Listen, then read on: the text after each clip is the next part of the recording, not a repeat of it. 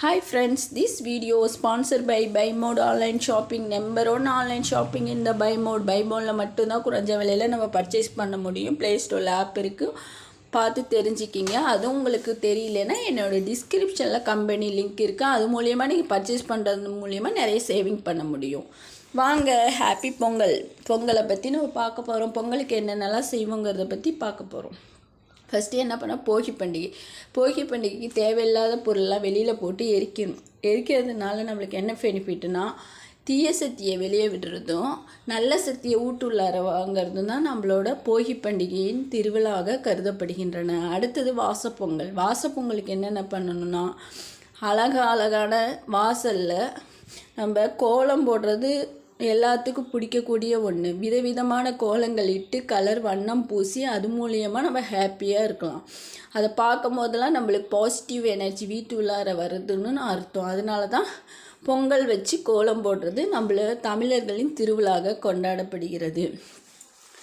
எல்லோரும் பாருங்கள், வாசலாக கோலம் போட்டு ரொம்ப ஹாப்பியாகவும் சந்தோஷமாக பார்த்து ரசிப்பாங்க. அடுத்தது என்ன பண்ணுவாங்கன்னா, சூரியன் உதிக்கிறதுக்கு முன்னாடியே பொங்கல் இட்டு கரும்பு, வாழைப்பழம், தேங்காய் எல்லாவற்றையும் வைத்து நம்ம பொங்கலோ பொங்கல் என்று தமிழர்கள் எல்லோரும் கொண்டாடப்படுகின்ற ஒரே பொங்கல் எதுனா அது சூரிய பொங்கல். அடுத்தபடியாக அடுத்த நாள் நம்ம என்னெல்லாம் பார்க்க போகிறோன்னா, எல்லோரும் சேர்ந்து பொங்க வைக்கிறது தான் சூரிய பொங்கலின் ஒரு சந்தோஷமான புதுமையான ஒரு பண்டிகையாக கருதப்படுகின்றது. அது மட்டும் இல்லைங்க, நம்ம அடுத்த நாளும் நம்மளுக்கு பொங்கல் இருக்குது. உழவர்களின் திருநாள் எதுனா அது மாட்டுப்பொங்கல் தான் உழவர்களின் திருநாள்.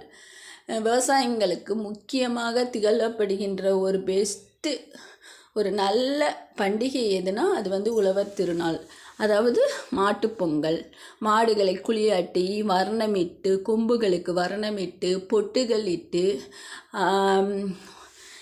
எல்லா சொந்த பந்தங்களையும் வரவழைச்சி சர்க்கரை அண்டு வெத்து பொங்கல் இட்டு அதை வைத்து பொங்கலோ பொங்கல் என்று மாடுகளுக்கு ஊட்டுவதன் மூலியமாக நம்ம தமிழர்களின் பண்டிகை ஹாப்பியாகவும் சந்தோஷமாகவும் கொண்டாடப்படுகிறது.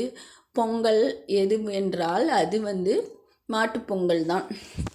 மாட்டுப்பொங்கல் மூலியமாக நம்மளுக்கு ரொம்ப சந்தோஷம். சொந்த பந்தங்களோடு பொங்கலோ பொங்கல் என்று கூப்பிட்டு ஹாப்பியாகவும் சந்தோஷமாகவும் வழிபடக்கூடிய தமிழர்களின் பண்டிகையில் மிக பெருமிதமான மக்கள் கொண்டாடக்கூடிய ஒரே பண்டிகை எதுனா அது பொங்கல் தான்.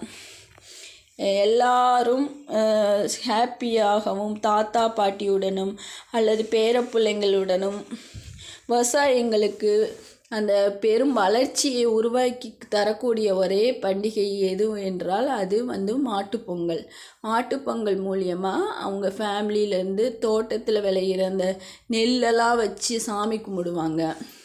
அது மட்டும் இல்லாமல் அந்த மாட்டுக்கு சாப்பாடு பொங்கல் ஊட்டுவதன் மூலமாக பெரும் மகிழ்ச்சியை நம்ம அடையக்கூடிய ஒரு உழவரின் பொங்கல் திருநாள் எதுனா அது மாட்டுப்பொங்கல் தான்.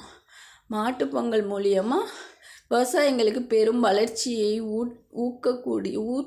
ஊக்குவிக்கக்கூடிய ஒரு வகையான பொங்கல் எது அப்படின்னா மாட்டுப்பொங்கல் மூலியமாக எல்லோரும் ஒன்று கூடி ஹாப்பியாகவும் சந்தோஷமாகவும் மகிழக்கூடிய, புத்தாடை கட்டி புது பொங்கல் இட்டு எல்லோரையும் வாருங்கள் என்று கூப்பிடும் தமிழ்